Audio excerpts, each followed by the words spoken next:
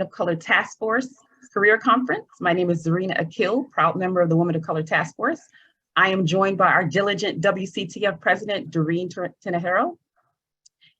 You are in the Zoom room for the salary negotiation, how to create a winning pitch as a woman of color webinar. The session is from 10 to 11 a.m. and will be presented by the dynamic Dr. Sierra Graham. I know we're all excited to learn more about how to build our case on how to tactfully and confidently negotiate our salary without leaving anything on the table. Just some brief housekeeping. Please mute your audio, but encourage yourself to engage with us by turning your cameras on, answering questions via chat and asking questions via chat, using reaction features, and message Doreen if you need assistance. We are excited the day is here and that you are in the room with us. We have asked each of you to give up your most important resource, your time, to be present at our career conference. And for that, we are honored and grateful. I now eagerly turn the spotlight over to Dr. Graham to share her highly sought after gems of knowledge regarding salary negotiation. All right, thank you so much for that really great introduction, really appreciate it. Good morning, everyone in Zoom land, really excited to have you here. I'm tuning in from the West Coast, so it's pretty early my time, but this is really the best way to spend, the 7 a.m. hour with just so many powerful and amazing students and professionals sharing tips about salary negotiation. So I know that we're on Zoom, and so, technology can often be unreliable. So at any point, if you are not able to hear me, if you can just let me know in the chat, I would really appreciate it. And, like was said, at any point, if you need to ask a question or you wanted to make a comment in the chat, or I say something that resonates with you, please do not hesitate to put that in the chat. I do want this to be a very interactive and engaging workshop. And so, like was said, my name is Dr. Sierra Graham. I am a higher education professional, so it's really nice to be presenting at this conference. And then I'm also a part-time career coach. So I own a business, which I'll talk about a little bit later, which is Dr. C. Graham Consulting. My specialty is really working with college graduates or recent college graduates, early to mid level career professionals. A lot of my experience in higher education was in career services, and I really appreciated just having such an early impact on students' careers. And so that led to me developing a business really focused on that population. And so the tips that I will be giving today are really focused on people who are kind of new to the salary negotiation process, people who have never negotiated their salary before, or maybe they've done it a few times and they're just kind of looking for additional tips and strategies. I'm also grounding a lot of the advice and strategies that I give in the experiences of women of color, because I recognize, society has really forced us to kind of set aside our own monetary needs, our own needs for personal satisfaction and gain to basically help our community. And oftentimes we feel like we have to ignore our own personal needs and needs for gratification for the needs of our own community. And so that's why this conversation is so important to me, and really just helping and empowering women to negotiate their salary. There will be time for questions at the end. I have strategically left time at the end for questions, but again, if anything pops up as I'm talking and you want to put that in the chat, feel free to do so. So we'll load my presentation, and I did want to get a feel for the audience. So I have some questions on my PowerPoint slide, and you can respond to these questions via the chat. I'll do a more formal introduction later, but I just want to know who I'm engaging with, and why you're here. So we'll get that slide up in a minute. Do you see the slides? I do. So if you can go to the next one. And I'm not seeing it in presentation view. There we go. Perfect. Okay. So this is the get to know you slide. So feel free, you can respond to all of the questions that are listed, or you can pick one or two to respond to. And if you can just put your answers in the chat, so I can just get to know everyone that is here a little bit better. And I'll give you, a couple minutes to do this.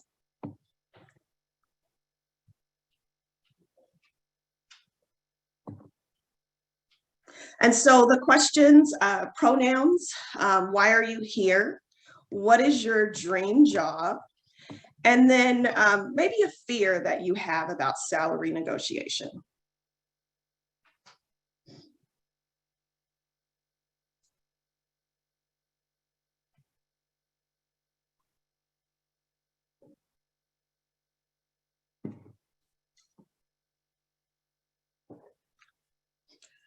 So it looks like we got one response. I'm here to learn how to boss up and get the bag. I love that. And yes, sometimes we can really be our own, worst critic. How do we avoid kind of talking ourselves out of opportunities? I'm here to learn how to confidently ask for my worth. No idea where to start, right? That is definitely a common sentiment. Yes. Imposter syndrome is real. I just want to say to everyone, on this Zoom video, you do deserve it.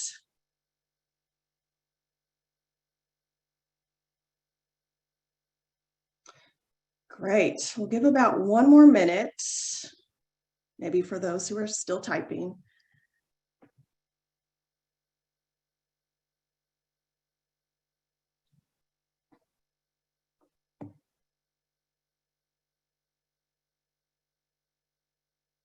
Retire is my dream job. Yes, facts. Early retirement is my dream job.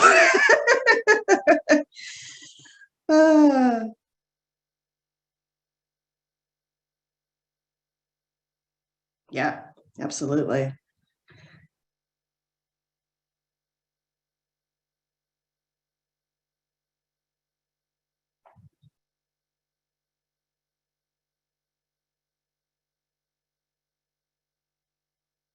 Yeah, and we'll talk about that a little bit. I see that someone put in the chat that they've kind of felt that negotiating salary hasn't been an option.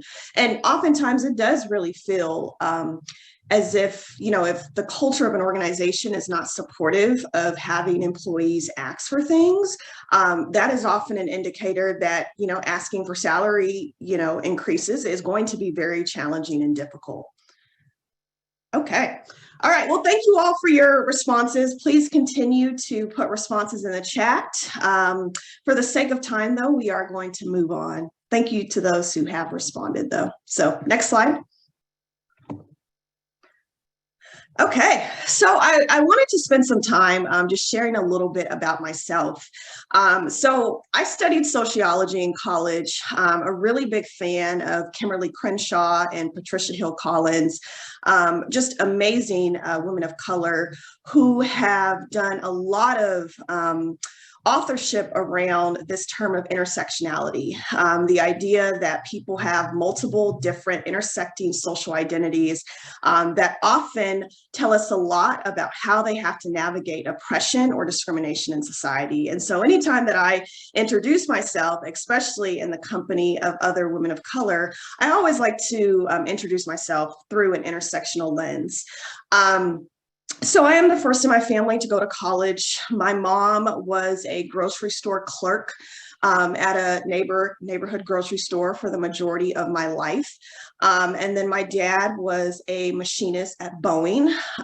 Neither one of them had a college education, but like many first generation college students, they preached the value of hard work and success. And college, while it was spoken about in my household, it was often spoken about in a very aspirational way.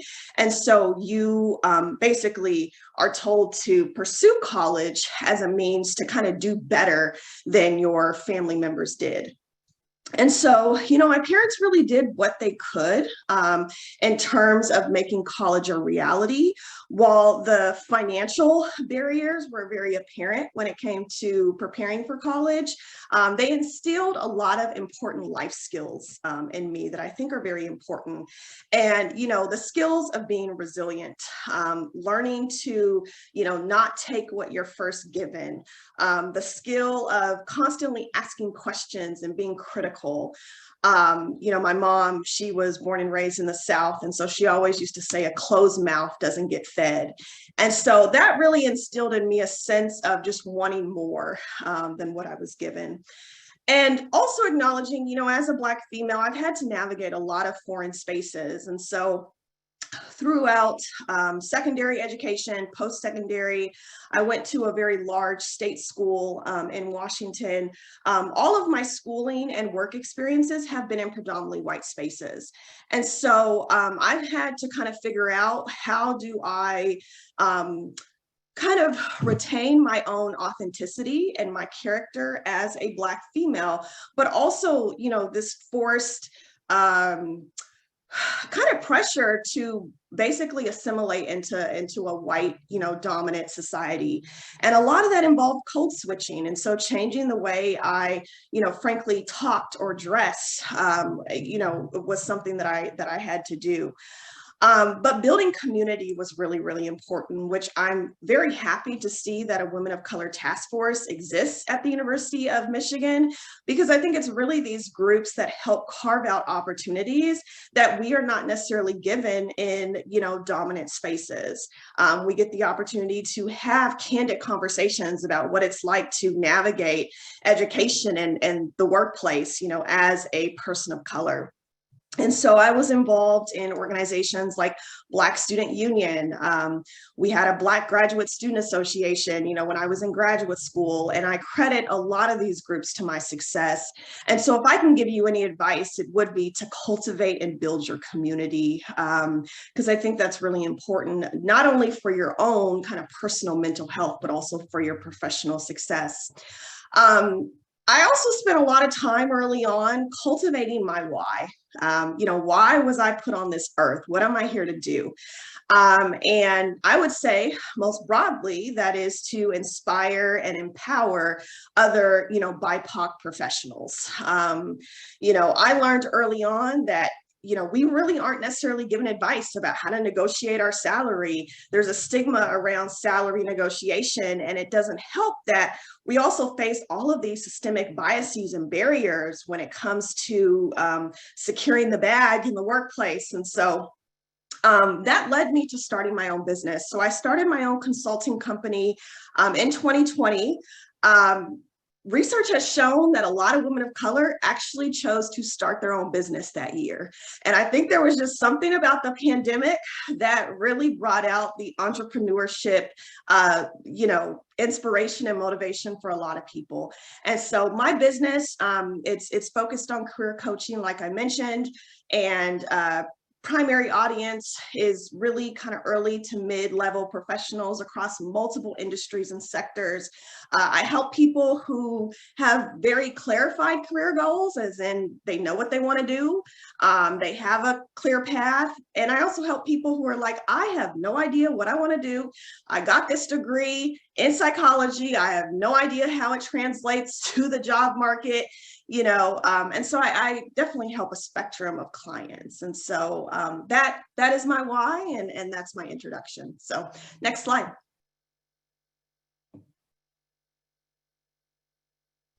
All right, so presentation motivation. I wanted to kind of give some information about why I chose to present on this topic. So, as I mentioned, there are systemic barriers and biases that impact women of color in the workplace. We can acknowledge that women of color, we've had feelings of being an imposter, being shut down, having our opinions disregarded, being ignored, feeling as if we're not quite deserving of opportunities, but also acknowledging that, when we apply for jobs, there are implicit biases that may happen on the employee end. If that is, in the sense of, someone's looking at your resume, and if you have an ethnic sounding name, there are certain biases that may enter an employee's mind. And then that leads them to kind of form perceptions of your skill set and your readiness for the job. And then also acknowledging that there's a lot of income and wealth disparities that exist, especially for women of color. And while income and wealth are very, very different concepts, essentially you need income to build wealth. And so without it, and without being able to negotiate your salary, you are basically putting yourself in jeopardy from building wealth and assets. This oxymoron that I've kind of identified. So FOMO, the fear of missing out, that's what that stands for, and this fear of money. And so, what I mean by this is, as a first generation college student, as someone who kind of grew up in a very kind of low income, family, there was always this pervasive sense that I am always running out of money. I remember as a high school student, as a college student, feeling like I'm living paycheck to paycheck, and I'm not quite sure how I'm going to pay this bill, and I'm working like 2 to 3 jobs to be able to stay afloat. And it's just this pervasive sense that you just don't have enough. And even as an adult, my salary obviously looks very different than it did in college. I still have those feelings of like just not having enough. And a lot of this is because of some of the systemic injustices that exist in the workplace, because we're not able to necessarily get a big piece of the income pie. We always feel like we're not making enough. But also it becomes an oxymoron because, I think as people of color, we kind of also have this fear of missing out, right? Like, I'm thinking about social media and this idea that people of color are always on the cusp of social change and trends. We're always the first people to kind of find out about things. I'm pretty sure you've kind of heard about Black Twitter. And so it becomes an oxymoron. Like, we want to be on the cusp of change and the cusp of finding out new things. But at the same time, we just have this kind of fear of not having enough. This deficit framing of our gifts. And so, when you're negotiating your salary, you really have to start thinking about your strengths and what you bring to the workplace. And I mentioned this earlier in my introduction, but this idea of code switching or, feeling as if you kind of have to navigate multiple spaces and you have to have different identities and a different demeanor in each space. And so, as a Black female, there may be certain things that I might need to tone down, or, I may need to change my dialect or how I speak. And I would say that society has often framed this as a very deficit thing, like a disadvantage. Like, Blackness is not necessarily seen as something that's admirable or something that people should obtain to. But I would actually say that this is an asset. And so we'll talk about this a little bit later when it comes to just crafting your pitch. But I want to really inspire and empower women to really think about this type of navigating multiple spaces and being able to kind of code switch, change who you are, be this kind of bicultural, bilanguage type person who can move between spaces as an asset and not something that is a deficit. Yes, never thought about it like that. To be honest with you, probably 6 to 7 years ago, I also would have never thought about it in this way too. It wasn't until I had a mentor that actually kind of said, like, Sierra, why are you kind of seeing this as like a negative thing? It's actually a positive. And when you're going to sell your value in society, you really need to be highlighting this, especially when we think about, we're becoming a very cultural, pluralistic society, and the ability to be able to know multiple languages, know different dialects, know how to navigate between different cultural audiences is actually something that is an asset. And then, of course, the stigma of salary negotiation. And so there was a recent Indeed survey done, and what was kind of the results from this survey? It said more than half, 58% of the respondents who completed this survey claimed to never or rarely ever negotiate their pay. Also, they did another survey where they had asked managers just the expectation they had for employees to negotiate their salary. And what they found was 70% of the managers expected candidates to negotiate their salary and benefits. And so while this conversation will be very stressful, it can be very stressful, it actually will help you in securing a better lifetime earning potential. And it's obvious that there's a huge discrepancy between what we do in terms of negotiating our salary or not negotiating our salary and what managers actually expect us to do. So next slide. All right, so just wanted to give kind of a brief overview of my presentation outline. So we'll talk about some terms, knowing your strengths and understanding your impact. The second part will be kind of focused on strategies, and then the last part will be focused on really legitimizing your pitch.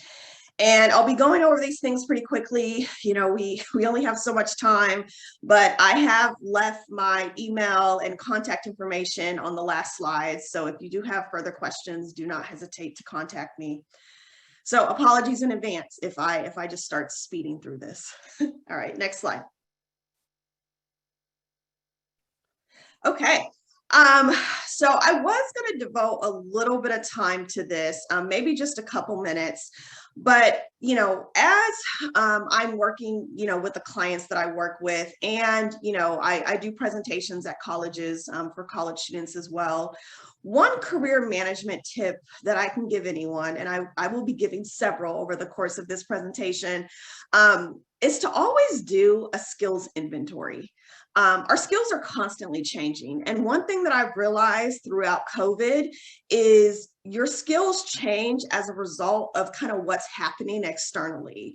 And so when I look at where I was, you know, during COVID, and, you know, I worked in education. And so then we had to basically move online.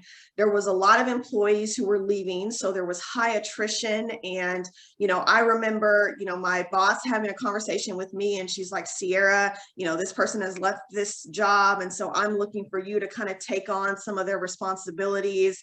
And so as things like that happen, you constantly need to be just taking an inventory of your strengths, what you're learning.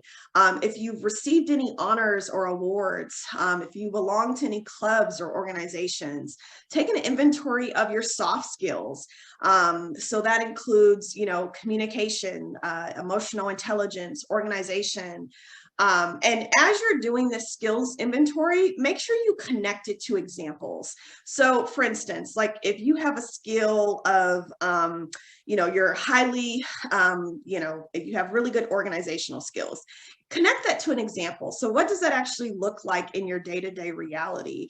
And so maybe it's, you know, someone who is keeping track of the different products, you know, that exist in an organization, or you're keeping track of performance metrics, you know, within your respective department, or you're a social media manager and you have developed this very detailed plan of, you know, when you're going to post to these different social media platforms, and you're keeping track of, you know, the number of followers, how engaging it is, how many likes, you know, what's the follower conversion. Make sure you just connect it to an example, because I find that when you are in an interview and you are asked to talk about your strengths, you want to connect those to examples. And so just make sure you're doing that. And then the last part of the slide is really focused on some of those situational and behavioral skills. And so think about, you know, difficult situations that you've had to navigate in the workplace, such as conflict management, you know, and really kind of writing down how you've had to approach conflict, you know, successfully. Think about some of the team or group projects that you've been on. What role did you take? You know, what did you do specifically? What were some of the high kind of achievable results? And then how have you managed change in your life? And I would recommend you kind of do this skills inventory. This is just a template and example, but probably do this like every 1 to 3 years, because I think it's great. It's a great activity to kind of help rebuild your resume constantly. I always say, you need to really be rebuilding your resume every year. I would also say you also need to be interviewing every year, even if you don't necessarily plan on taking the job. Just having that constant practice, being able to articulate your skills and qualifications, it's a skill that you constantly have to really build the muscle for. So next slide. Okay, so I just wanted to go over some quick terms, and I'm going to be going over these pretty quickly. Some of these terms, you may have heard of. Some of these terms may not necessarily be relevant to the industry that you are applying for, but I just wanted to make sure that you were aware of some of the salary language that you may come across throughout the duration of your career history. So salary bands are pay ranges that are established by individual organizations for certain roles. They basically define the value of each role, and it's based on market value. And so the federal government is a really good example of this.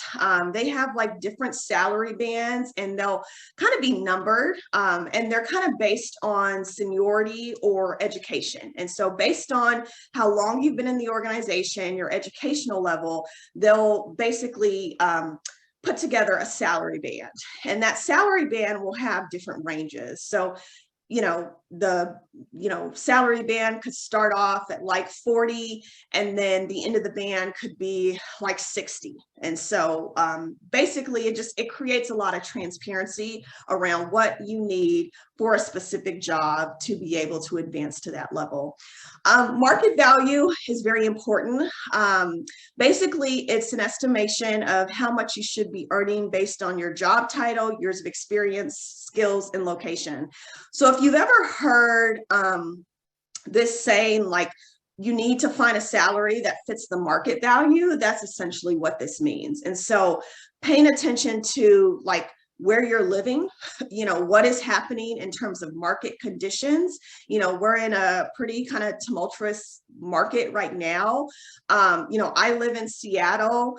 Obviously, living in Seattle, due to the cost of living, salaries are going to be a little bit higher than, say, like the middle of nowhere, Alabama. And so that's essentially kind of what market value means. Job grade is basically a method to decide the impact, seniority, and expectations for a specific role. And so like salary bands, they're essentially kind of the same thing.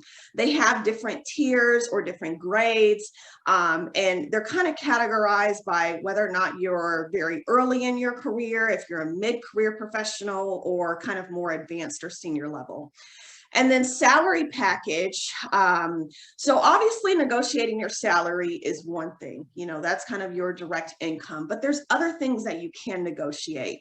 I'll talk about this a little bit later, but it's really important to kind of find out the culture of negotiation in your organization.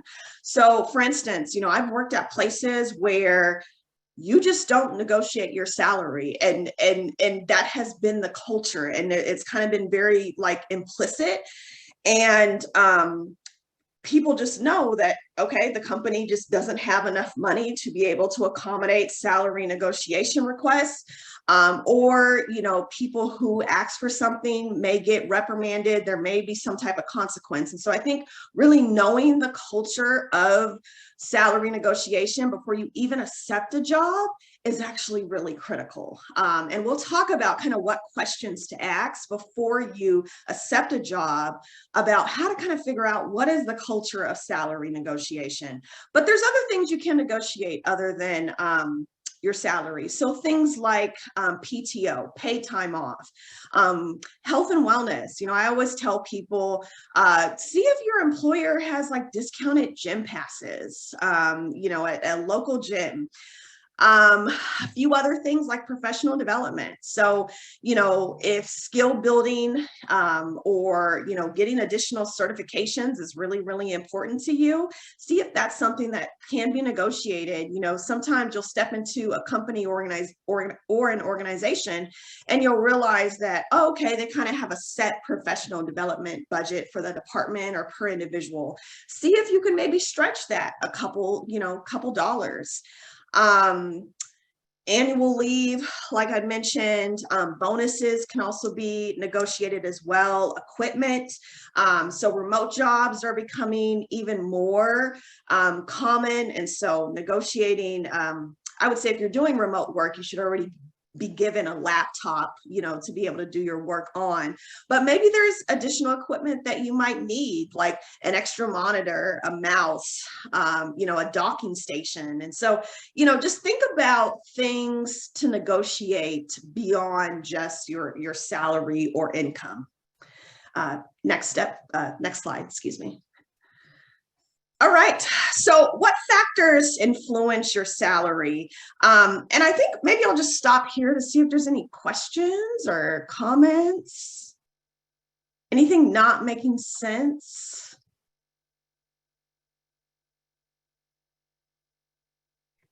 Okay, all right. Well, we'll move on. So what factors influence your salary? So knowledge, skills, and ability. And so that was kind of the slide that I had shown with the skills inventory, where we talked about what is it that you know? What are you bringing to the table in terms of education, in terms of those soft skills, in terms of those technical skills? Perhaps there's a software or program that you have proficiency in. These are all things that you can kind of talk about in your salary negotiation pitch. And you always want to have examples of it, and you always want to connect your skills to how they're benefiting the company. Wage research and market value. So these are kind of two things that you really want to keep in your pocket. So before you're stepping into the salary negotiation conversation, you want to make sure that you've done your research. So websites like Glassdoor or Indeed, where you can kind of reference, previous salaries for that role, is always important. Of course, paying attention to what the market is doing, the location, in cities where there is oftentimes a higher cost of living, being able to negotiate a salary is actually oftentimes a little bit easier. So location is one of those as well. Company budget. And so, one thing that we've seen in kind of the latter half of 2022 and 2023 is that companies are doing a lot of layoffs, especially our tech industries, and their budget is suffering. I think, in 2020 and 2021, there was a lot of hiring that was happening. And I think employers basically had to kind of stop and press the brakes and realize we've hired all of these people, but we're not necessarily seeing the revenue build within our company due to the market. And so that has led to a lot of people being laid off. And so, a lot of organizations and industries have just said, we're just not able to do employee raises for the next year or so. And so I think if you were kind of in the period of interviewing for a job, you definitely want to ask about that. You want to ask, like, how is your position being funded? What is the longevity of this funding? And then, what are kind of the budget like predictions? Like, is the budget going to be pretty flat? Is there going to be additional revenue that's brought in? Because the answers to these questions are really going to help give you insight on whether or not you can negotiate your salary. And again, if salary is not able to be negotiated, like I mentioned before, there's so many other benefits and perks that you can negotiate. Other fringe benefits, like I mentioned, health and wellness, PTO, and then also work culture, I think, is very critical. I've worked at organizations where, I've had the same position classification as someone, and we had two different salaries. And so, I think it's important for people to talk about their salaries in the workplace.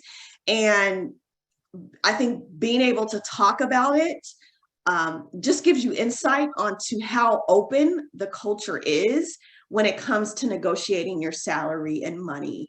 And so I have some slides later on that really touch on what questions you should be asking. One of those is, during a performance review, what are some of the needs that past employees have asked for?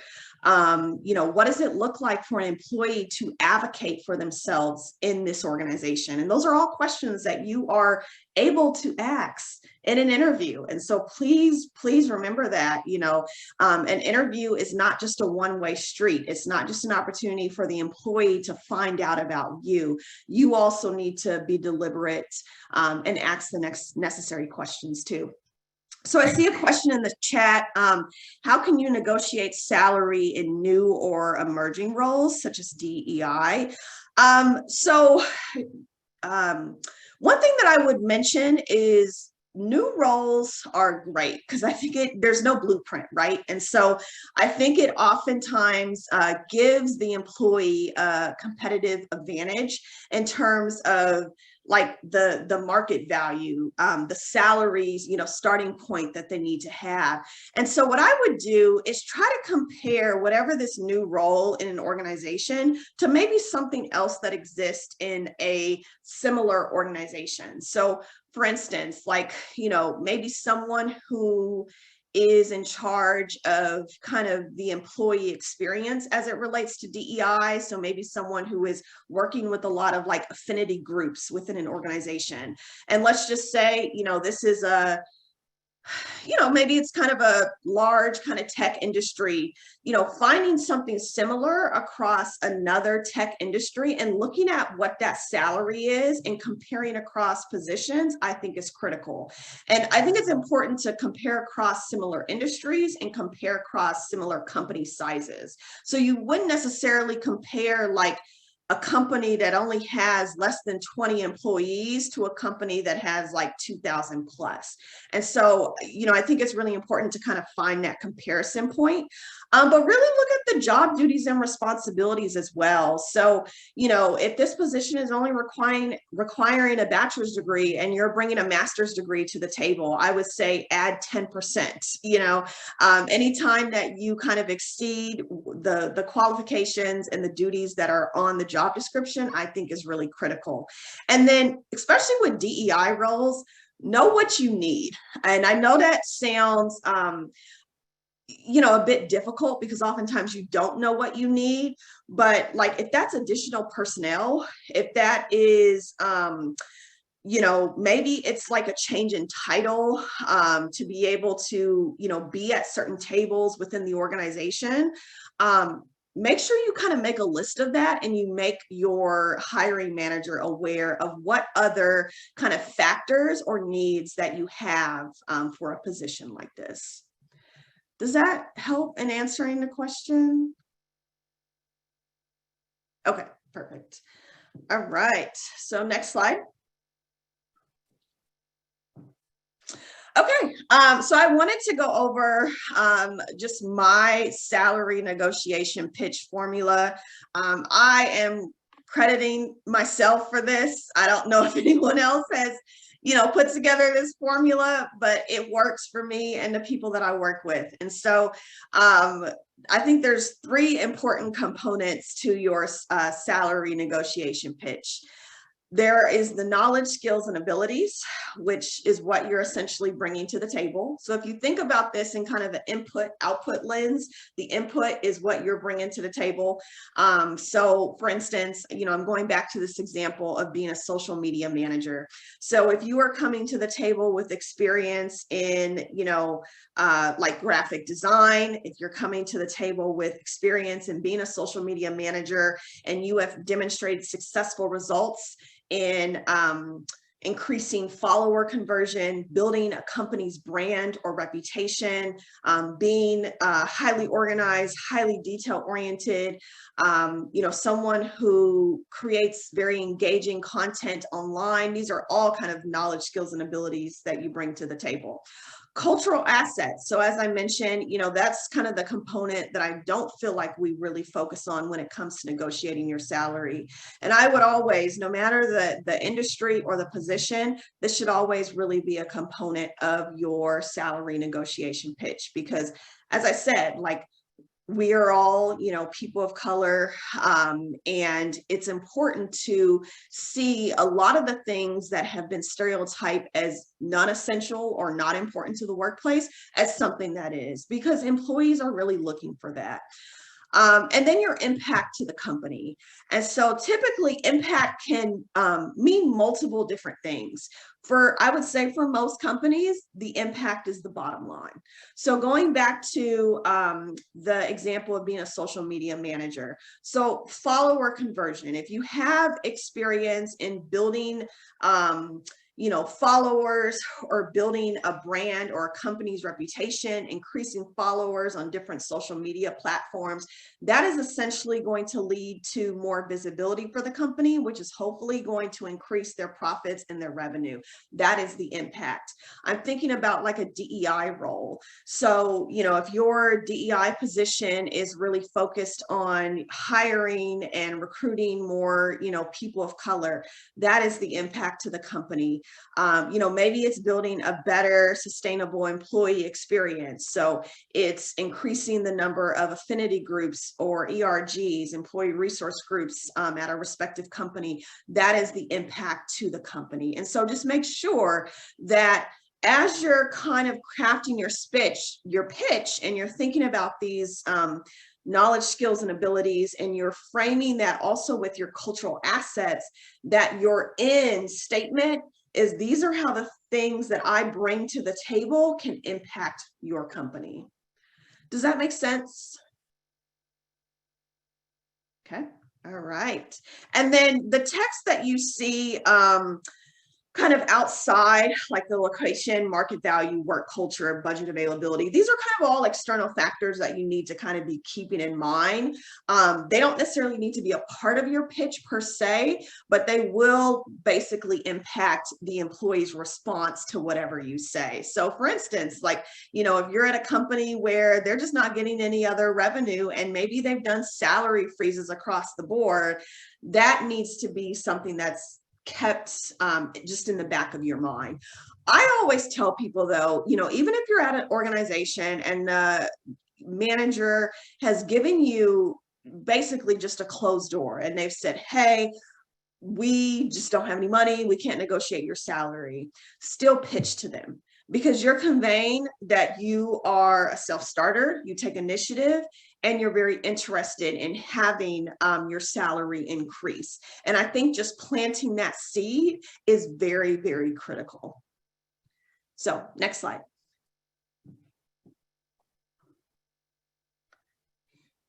Yes, I can definitely share the slides, not a problem.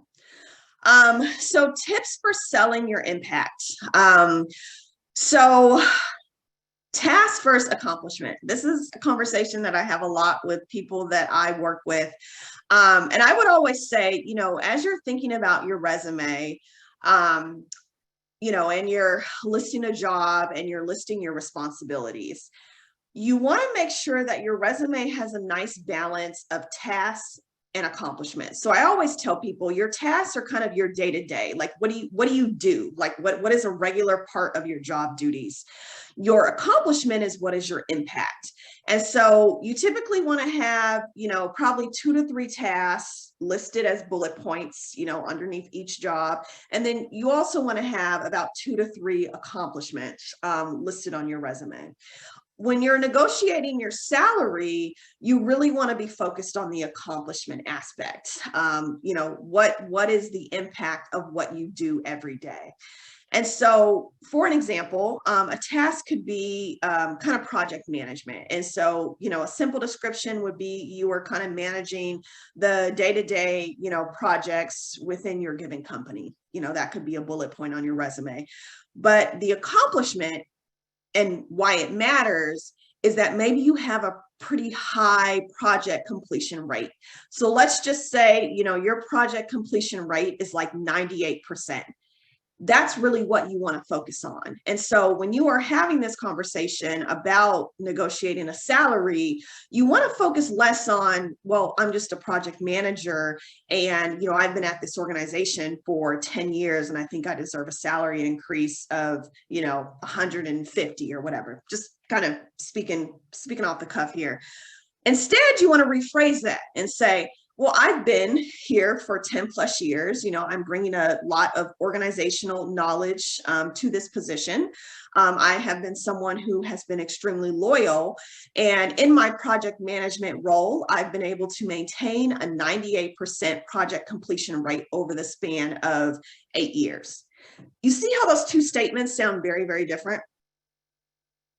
That is really what your salary negotiation pitch needs to look like. It needs to focus on the accomplishment.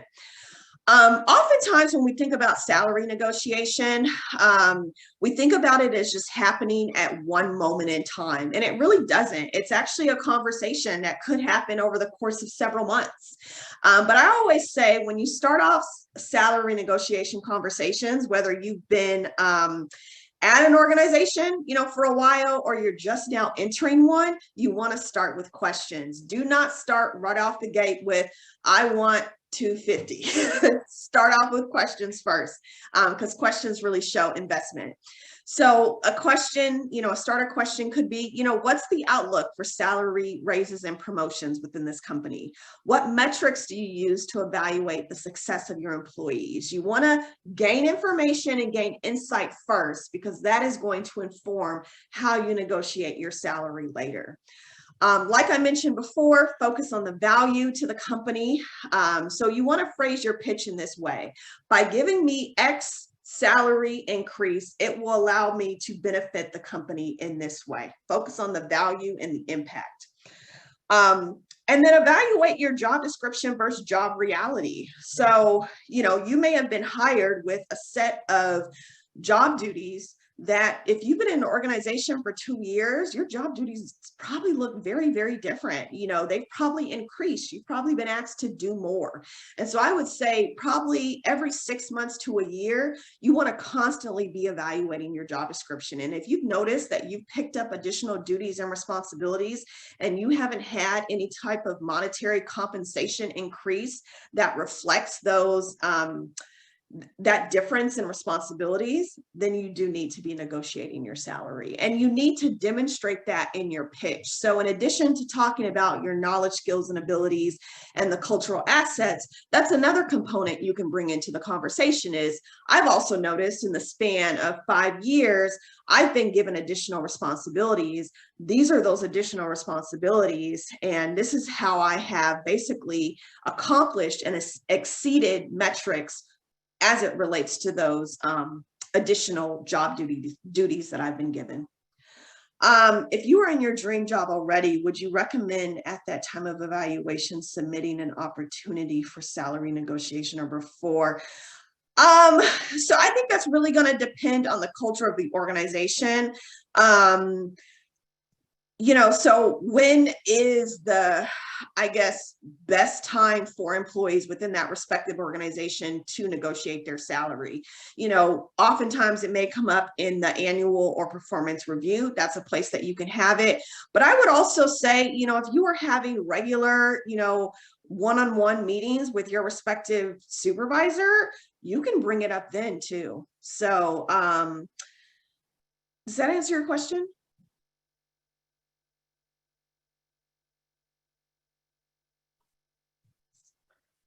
Hopefully it does. Okay. Yeah, she gave a thumbs up. Okay, perfect. It's hard to see everyone in this view, so not sure. Next slide. Okay, so this is just an example here. I'm kind of going to speed through this because I just want to save some time for Q&A. But, you know, imagine that you're a marketing assistant at a fashion company.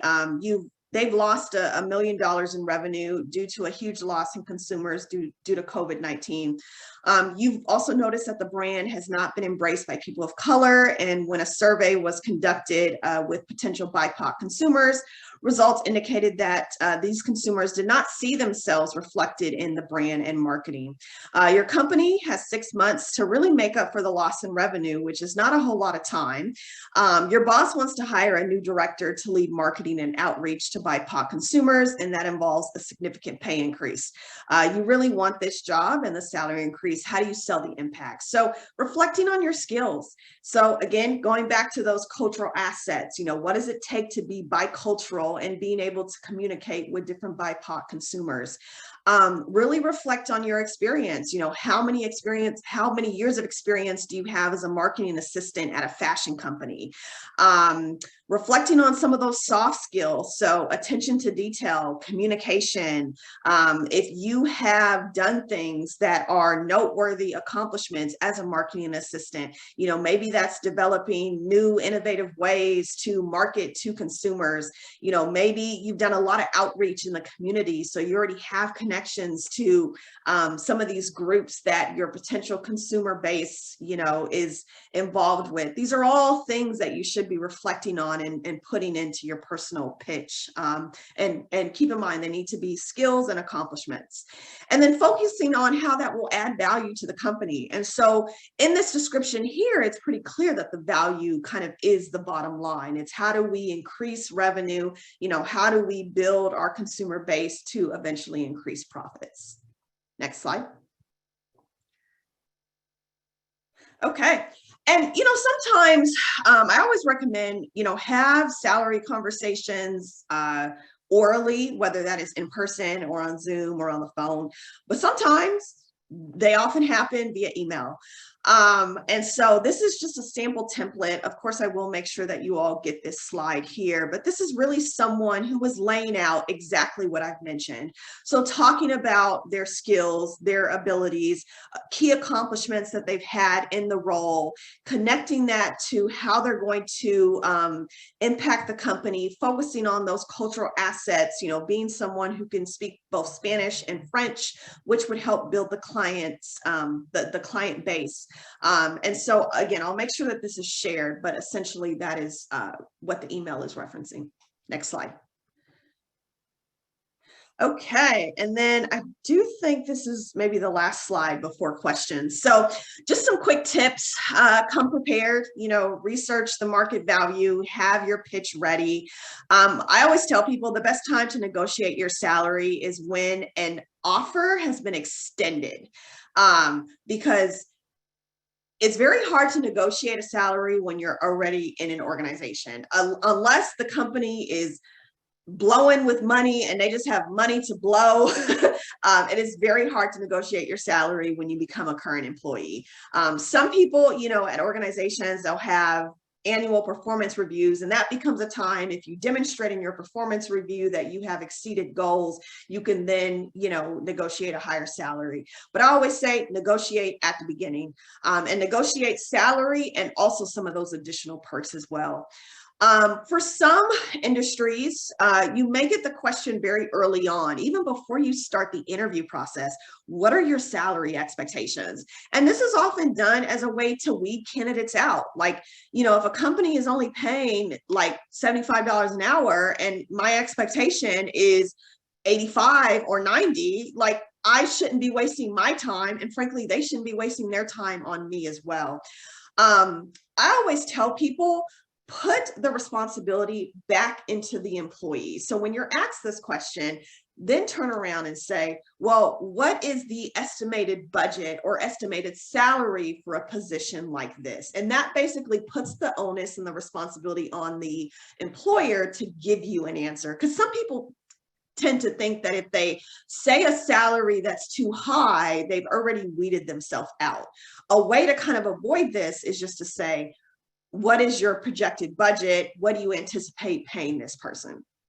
And then from there, you can kind of use that number to say, well, this is what I'm bringing to the table. These are my additional qualifications, skills, and experience. is this company able to negotiate a salary that is 10% above what you're telling me? Always get the final offer in writing, always. If it's email or, maybe it's a more formal process where they're typing out an offer letter, get that in writing. Don't ever have someone say, oh, yeah, we're going to meet your salary expectation of, 90K, and all you have is a phone conversation to back that up. Get it in writing. Understand that for some organizations, salary negotiation isn't done with always done with your supervisor. Sometimes it's done with the hiring manager who is not your supervisor. Sometimes you may be negotiating with HR. And so just kind of keep that in mind. Avoid accepting or rejecting a salary too soon. So if you have done what you can to negotiate the salary and they have said, this is what we can do, there's no moving on this, I always tell people, do not make impulsive decisions. Take 24 to 48 hours to think it over.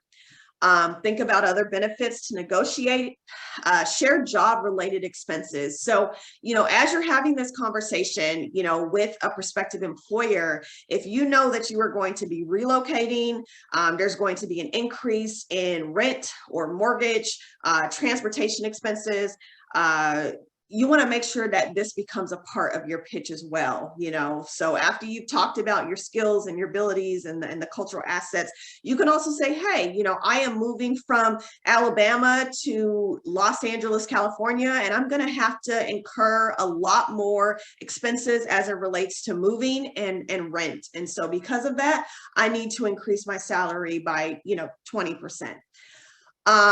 And then lastly, being culturally competent is an asset, not a deficit. So make sure you highlight that. All right. Last slide. Next slide. Okay. Again, I know we are so short on time. I just, 1 hour is not enough for this workshop, but I just want to say thank you all for coming and just being a part of, this presentation. I don't always talk this much. I do try to make things a little bit interactive, but I left my website, Twitter, social media. Connect with me, send me an email. If you need anything, I'm here for you. My life goal and mission is just really helping folks secure the bag. So, if you want to talk later, feel free to. Any questions or?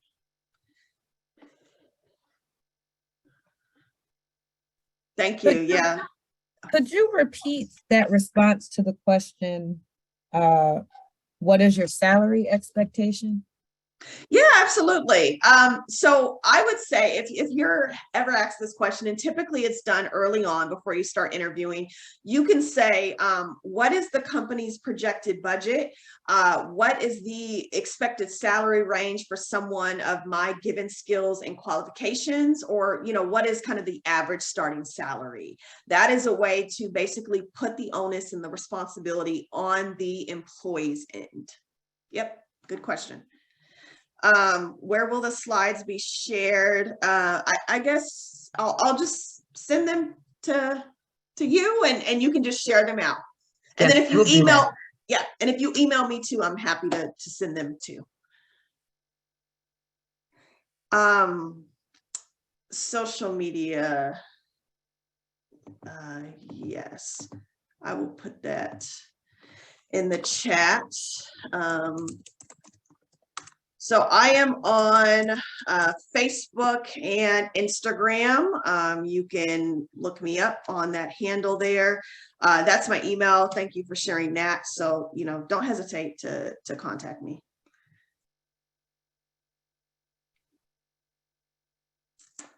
Do these tactics apply if you want? Absolutely. I think the conditions are different, right? Like if you're already in an organization, you kind of have to figure out what is the best time for me to negotiate my salary. So I had mentioned, like, sometimes it's during the performance annual review. Sometimes, it's at some random moment. I would always recommend, if you are having, one-on-one, weekly or bi-weekly meetings with a boss, mention it in that meeting.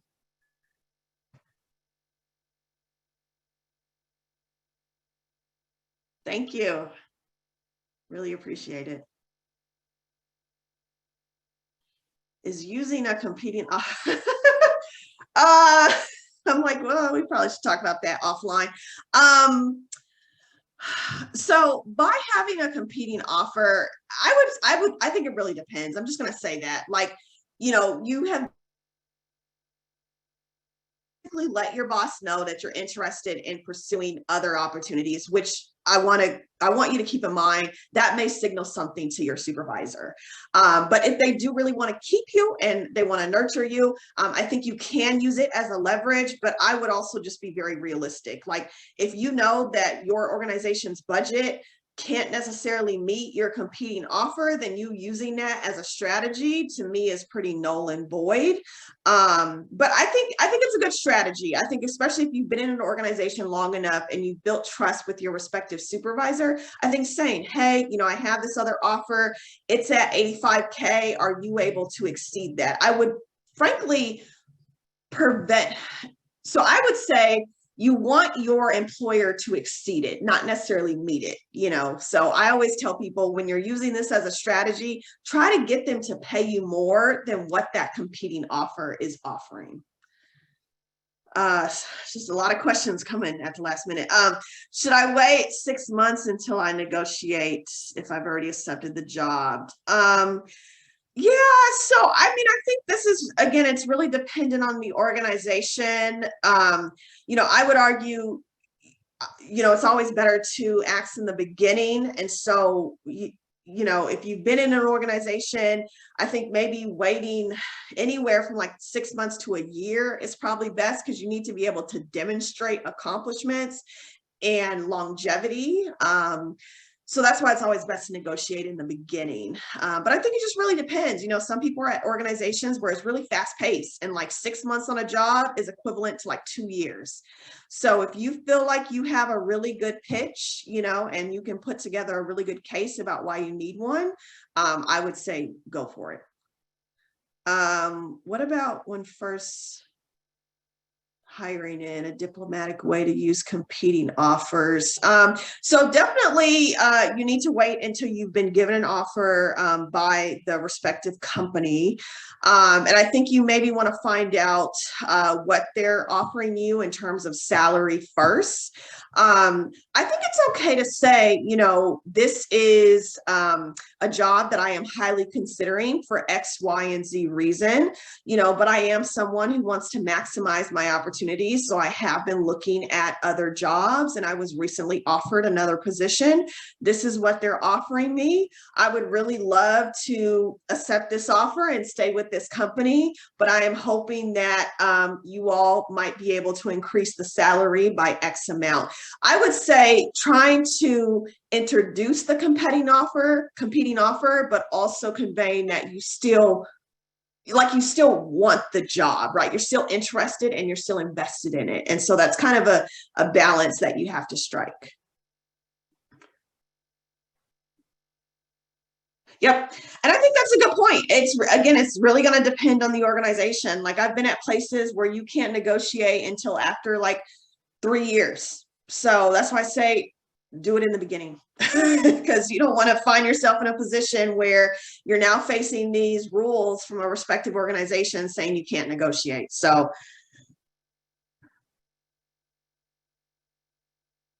yep, merit-based increases.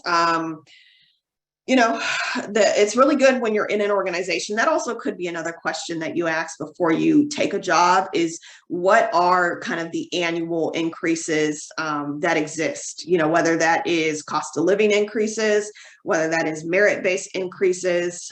You just want to make sure you have insight into what other increases are happening beyond what you may request or ask for. Yeah, I was actually at an institution that did an equity audit, which it kind of made me feel like these things don't happen very often, but they looked at all of their positions, and because they were just noticing even people within the same classification were making different different salaries, which is very inequitable. And so what they did was they said, okay, you know, if you are at the position of an associate level director or director, we are just going to make sure that there's pay equity across all of these positions. And so I was actually very happy about that, because you'd be surprised. Like, you think everyone with your same title is making the same amount of money, and oftentimes that's not the case in organizations.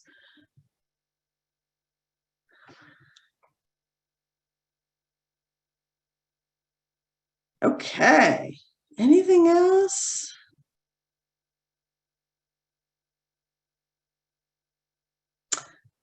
Yeah, well, again, thank you. Really appreciate you all being here. Thank you, Dr. Graham, for this outstanding presentation and all the valuable information you've shared with us. And thank you to all of the attendees for your active participation. So Dr. Graham has fed your minds. So now you have, and your future actions, we're hopeful. So you have about an hour before we convene again for the keynote at 12 noon. So take some time to stretch, maybe get a bite if you haven't had breakfast yet. And we look forward to seeing you at the next session. Thank you. Thank you, Dr. Graham. I'm gonna be in touch.